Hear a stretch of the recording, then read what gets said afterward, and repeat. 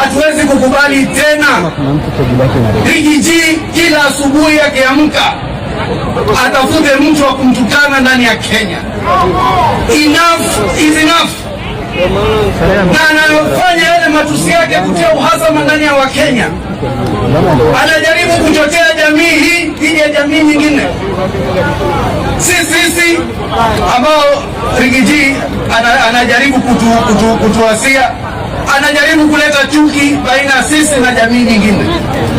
Na sisi tunajua yeye ni mkabila mkubwa.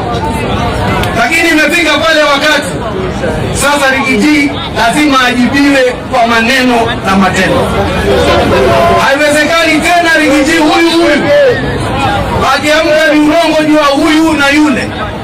Haiwezekani Riggy kila siku atoe kashfa na shutuma za urongo. Haiwezekani Riggy kila siku amkie William Ruto na matusi. Na sisi tunamwambia Riggy, William Ruto si rafiki yetu tu, si kiongozi wetu tu, si mwanachama wetu tu. Sisi tunamwambia Riggy, William Ruto sasa ni familia yetu. Sisi ndio tuko na William Ruto.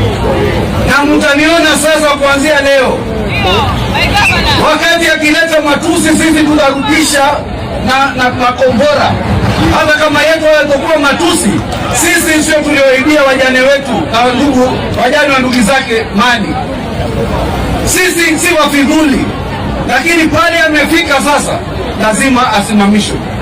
Asiposimamishwa atakuja kutuletea uhasama huko mbele.